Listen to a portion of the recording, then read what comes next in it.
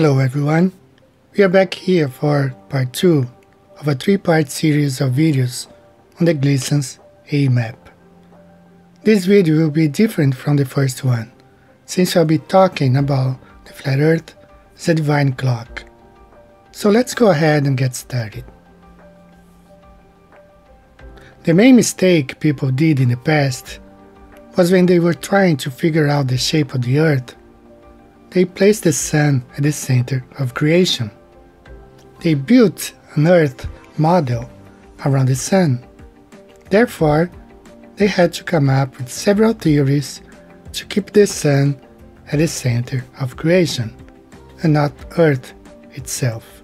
Our role today is to place Earth back to its natural position of being the center of creation, and try to figure out what the sun really is and how it travels around the flat earth. We should not repeat the mistakes of the people in the past by placing the sun at the center of creation, and build a model that's sun-centered, heliocentric. If you build an earth model around the sun, you will be known as an heliocentrist. Now let's take a look in the past and see how they calculated the position of the sun and use that to count the hours of the day. Take a listen at this person explaining sundials. For the invention of clocks and watches, sundials were used to tell time. In fact, sundials were used in Egypt more than 3,500 years ago. They consisted of a simple stick pushed into the ground which cast a shadow onto a dial. To mark the passing of the hours, sundial faces were divided into equal parts. People built sundials to sit flat on the ground, fit flat against walls. This sundial is a typical example. It is made to sit flat and has a gnomon that, when properly installed, points to what astronomers call the North Celestial Pole, the point in the sky directly above the Earth's North Pole. Not only the Egyptians in the past, but also the Chinese, who have a culture that dates back 4,000 years, express their knowledge about the circling sun through their religious beliefs. The yin-yang is nothing more, nothing else than a representation on how the sun and the moon circulate above the flat earth. Nowadays, we can figure some things out by using high-altitude balloons and computer models, as for example, the different temperatures around the flat earth. Displayed here on the flat earth map are regional temperatures represented by different colors. The blue color regions, like the Arctic and the Antarctic, show regions that are cold and not visited by the sun. The yellow regions represent the regions where the sun circulates over for only 3 months in a year. The red region, the equator, is where the sun spends more time when journeying south to the Tropic of Capricorn and on its way back to the Tropic of Cancer. In both models, globe and flat show the equatorial region as being the hottest region on Earth. This is due to the fact that the sun spends more time in that region when journeying from the Tropic of Capricorn to the Tropic of Cancer and back and forth. The difference between the two models is that the global model claims, against rational reasoning and our senses, that Earth orbits around the sun, making the sun the center of the universe, whereas the flat Earth places the sun as just a luminary of equal importance as the moon, but not more important than Earth itself. But one thing both models have in common. Both are aware that the circular equatorial region is hotter due to the fact that the sun's heat covers that region more than the tropics. Now, the first problem we come across when looking at the heliocentric model is the fact they claim Earth has a tilt of 23.5 degrees. On this tilting, wobbling, and rotating ball Earth, temperatures at the Arctic and Antarctic regions should be the same. Not only that, but on the globe, the hotter region, represented by the color red, should have a diagonal pattern. With this tilt, the globe model should experience hotter temperatures way above the equator and way below the equator at different times of the year. The temperature zone should look tilted like this. The white line in this image represents the equator. If the Earth were a spinning ball in space with a tilt of 23.5 degrees, the hotter temperature in the middle should have a zigzag shape, reaching regions farther north and farther south. This is really one of the first big problems for the globe model, although the model do recognize the fact that there is more heat concentrated in the circular region of the equator. The hotter region, represented by the color red, fits more perfectly to the flat Earth model, represented here by the AE map. The Protestant reformer Martin Luther also pointed out the error of the astronomers in the 16th century by pointing out that the Bible describes a local, traveling sun that stopped in the sky during an important battle. He said, Holy Scripture tells us, so did Joshua bid the sun to stand still, and not the earth. Psalm 19 also describes a traveling sun going in a circuit. Please pay attention to the word circuit in this passage. We will look closely at its meaning later on. In them hath he set a tabernacle for the sun, which is as a bridegroom coming out of his chamber, and rejoiceth as a strong man to run a race. His going forth is from the end of the heaven, and his circuit unto the ends of it, and there is nothing hid from the heat thereof. Let's now look at some more evidences of a circling sun. This is a time-lapse of the sun traveling along with an airplane captured during a flight from New York to Moscow. You may see it getting dark as the sun journeys farther west, disappearing at the horizon, coming back to view when approaching as it heads east. The sun and the airplane meet again when the airplane is close to landing in Moscow. Let's now look at some time-lapse of the circling sun around the Arctic region. Some of these footages were even captured years before the Great Flat Earth Awakening. Please enjoy the music while you look at these stunning footage captured by Elvin Kolstad in Norway.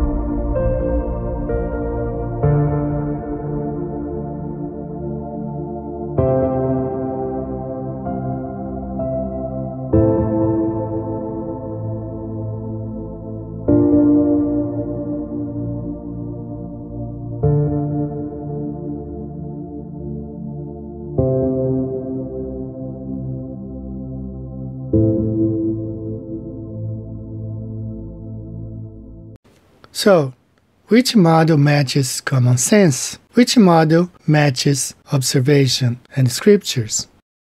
I have pointed out that the equatorial region on the globe should have a different pattern due to the fact Earth has a 23.5 degrees tilt. Let's now move to the biggest clue that the globe model is wrong and that the Gleason's AE map is correct: time zones. This ball Earth had to be divided into 24 equal parts to make up for the time zones. Let's listen to Gerald from NASA explaining how that works on the globe.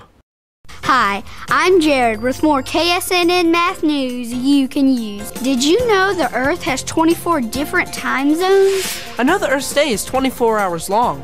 Is that why we have 24 zones of time? Yes, the Earth is a sphere. It is divided into 360 degrees with longitude lines. I remember those lines are drawn north to south. The Earth turns 360 degrees in 24 hours. If you divide 360 degrees by 24 hours, it means the Earth turns 15 degrees in 1 hour. So time zones are 15 degrees wide. And that's why we have 24 time zones. According to NASA, time zones are represented in these lines from north to south. All time zones are defined north to south. Here is where the problem lies again. Earth, according to the heliocentric model, has a 23.5 degrees tilt. Just like the hot region around the equator should have a different pattern, so does the time zones. If time zones on the globe are defined by the light of the sun due to Earth's rotation around the sun, time zones should also have a diagonal pattern. Observe here how the sun shines on a tilted Earth.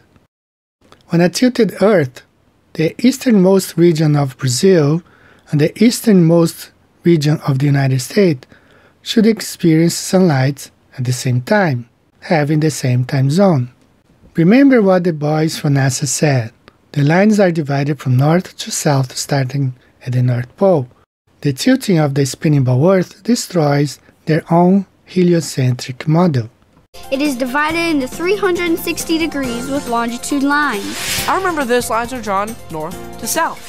360 divided by 24 equals to 15 degrees per hour. Therefore, between 69 degrees north and 45 degrees south, we have a 50 degrees difference, which equals to 200 minutes, or 3 hours and 20 minutes difference. This chart from sunearthtools.com shows that the sun is at the same spot in the sky at its location, in a diagonal form, despite that the sun's rays are hitting Earth at a straight angle. The conclusion is that both the temperature around the equator and time zones do not match with the globe Earth model. Let's now put the pieces together on the Gleason's AE map and see how it all fits perfectly as a divine clock. Scripture supports the notion that Earth has a circular shape. Job 26:10 reads, "He hath compassed the waters with bounds, until the day and night come to an end." This is a 13th century painting showing the Creator using a compass to form the shape of the Earth. Just like sundials are laid on a flat surface with circular patterns, so is the flat Earth, described with the Gleason's flat Earth map. The circle of the Earth is divided into 24 equal parts, which equals to 360 degrees. We have the Antarctic Circle, as Antarctica is historically recognized, and the Sun and Moon circulating above, just as we have demonstrated this far. The hours of the day is defined by the Sun. As the Sun passes over each 15 degrees division, that division is exactly 12 noon, and so successively throughout the flat Earth. The hour hand on the clock had always represented to be the Sun. There was a time when all clocks were 24 hours clock. Let's go back to that word circuit we find in Psalm 19 for a minute. It seems that some people have a misunderstanding over the word circuit. It doesn't mean a perfect circle. It means start and finish at the same place. We see here how circuits are different and there are all shapes of circuits. most misunderstandings about the AE map is the fact that the circuit of the Sun is not precisely defined, and neither it can be. There's a little bit of mystery on what the Sun is and how it works. Like in the movie Enter the Dragon with Bruce Lee, the stars, the moon, and the Sun might go through portals and mirrors, which makes it difficult to know where the Sun is when triangulated.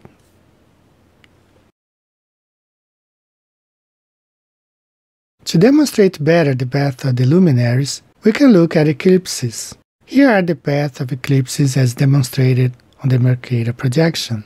When we convert these images into AE projections, we see the circular pattern of the Sun, although they are not perfect circles.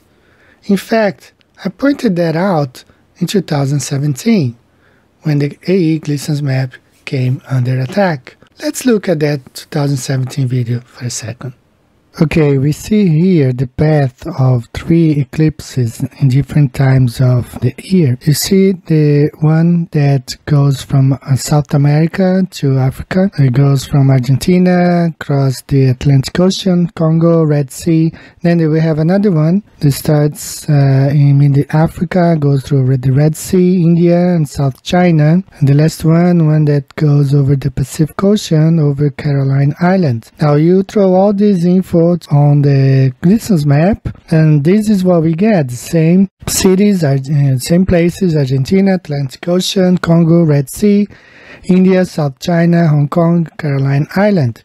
Clearly that it shows a circle on top of the Gleason's map, because this is the circuit of the Sun and the Moon. It's not a perfect circle like we thought it would be, but it's still going in circles, and what we can see is that the Sun performs its own circuit according to what it's supposed to do. Now let's look at another one. This image here shows the path of 3 other eclipses. One on July 22nd, 2009, then on November 3rd, 2013, and the next one that will happen on April 8th, 2024. It goes like a zigzag, but you know this is not what happens, so let's throw out this info on the Gleason's map, and this is what we have. Exactly the same path, but you see on a circle. Not a perfect circle, again, as we say, but it's still the Sun and the Moon perform a circuit over the flat Earth, and we throw everything here on the Gleason's map. That's what we have. The one that happened on March 9, 2016, and the one that will happen on April 8th, 2024, and the one that's going to happen on August 27, 2027. You see the cities: Mexico, New Orleans, New York, Newfoundland, Spain, Libya, Red Sea, Diego Garaya, Sumatra, Borneo, Luwuk, Caroline Islands. Let's throw all these cities. Let's look on the Gleason's map. That's what we have. Okay, same cities, same places, and we see that the path of the Sun and the Moon is a circle, and they circle over the flat Earth. Not a perfect circle. One more time saying again, they don't go exactly over the tropic, but they still go in circle.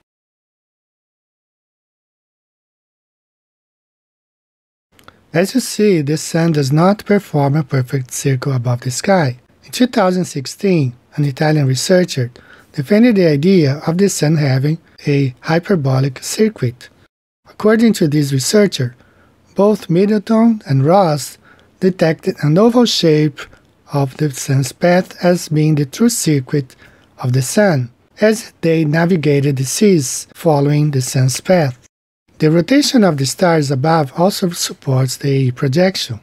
Please pay close attention to this video and see how the Gleason's AE map has been used in precise instruments of computing to locate stars and constellations above. Alex Gleason created his map at the end of the 19th century as the basis for a timekeeping device that he patented. When someone files a patent application, the date that it's filed is recorded, to avoid people stealing an idea while an application is processed or pending. As such, the date that a patent is filed and the date that it's finally allowed to stand are usually some time apart. It's the date allowed that matters most, because it's the earliest date that the invention is considered to exist. The more eagle-eyed among you may have noticed that the application date and the allowed date are some 6 months apart. Now you know why. If you want to patent something that includes parts that were invented by someone else, you must cite the patent number for each of those parts. You can't put a new patent on someone else's invention. You can only patent your own bits. When you apply for a patent, your application must cite the patent numbers for any part of your design that was made by someone else. At the bottom of many patent applications, you will see the numbers for those patents that are cited. So let's see if anyone else thinks Alex Gleason's layout is credible. If you run a search on the internet using Alex Gleason's patent number, you'll find that there are 3 patents that use his map, all granted in the 1970s for a device called a Universal Planisphere Complete Guidance and Computer System that was invented by one William A. Eisenhower. In the same way that the ground can be mapped as a planisphere, so too can the skies, and when the two are used together, they provide an extremely reliable indicator of exactly where you are on the face of the Earth. Most modern navigators rely on GPS, but any good navigator will at least have a working knowledge of the lights in the sky for emergencies. The sun, the moon and the stars all follow very precise patterns in the sky, and if you know where they are at any point in time, they can be used to calculate exactly where you are. Navigation needs only to head in the direction in which the compass is pointing, and use the sun, moon and stars as markers to check that you don't stray too far from your planned course. Knowing where each of them are for any particular time and date has long been calculated by the astronomical and naval institutions of the world, and to find where they are on any particular time and date we use an ephemeris. An ephemeris is a detailed set of tables from which a navigator can calculate their position anywhere on the Earth. During daylight hours, navigation is reliant on the sun and occasionally the moon. At night, the stars provide so much more information, but the calculations are still subject to mistakes. So in 1975, Mr. William Eisenhower patented his Universal Planisphere Complete Guidance and Computer System. It looks rather complicated, so let's simplify it a little. Essentially, it's a series of discs that are riveted together so they can rotate over each other. The principal discs show the sun and the moon positions in the sky, and 2 discs show the principal stars and constellations in the night sky. Another disc shows the surface of the Earth and the principal land masses. If you look closely, you'll recognise the land masses match those that are shown on the familiar AE map. In other words, the AE map and its relative proportions are considered to be accurate enough for the purposes of world navigation. The plans here can be found on the original patent application, but they don't do it much justice, so I figured it might be nice to see what a real one looks like. It measures 16 inches across, so as you can probably imagine, it doesn't contain, nor does it need to show, any inland details. For all practical purposes, it needs only to show the coastlines of the world continents. Remember, ships stop when they reach the land. For anyone who takes a moment to look at the patent application, you'll read that it can be used to show which lights in the sky are above which points on the Earth, and conversely, which points on the Earth are below the various lights in the sky. It shows what the sky looks like from the ground. So, in closing, the flat, circular map of the world seems to have a fairly reliable track record for the purposes of navigation around the world when coupled with the lights that we all see in the sky. The lights in the sky can tell us nothing in themselves of the shape of the Earth, but they certainly do provide us with a reliable reference system. Perhaps the lights in the sky have more to tell us. The vicious attacks on the Gleason's AE map started in 2017, coincidentally when Google and YouTube started censoring Flat Earth videos. Was it a concerted effort to censor Flat Earth? Are the attacks on the map being funded by big tech?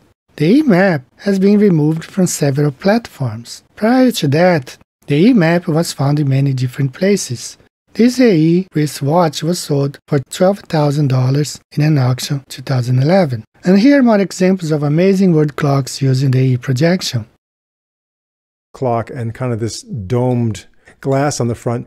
Anyway, this carries the Seiko brand name. It's a world time clock. It's pretty straightforward as far as a world time clock goes, but I found the most charming thing was how the tip of the second hand had this little airplane on it. And so, oh, that's really neat here.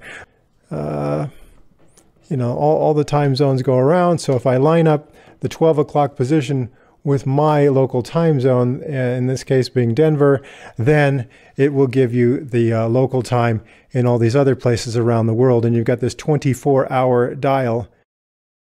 This one, instead of an airplane, has a little boat demonstrating how circumnavigation works on the Flat Earth map.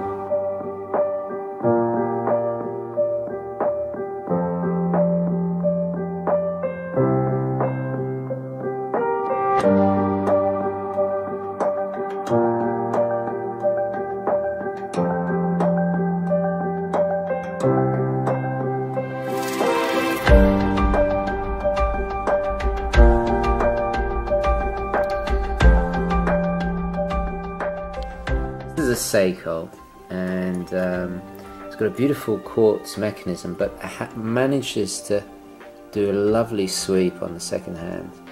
And we have a day and night dial here, and a rotating, you can, if I just adjust it, you can adjust what city you are in.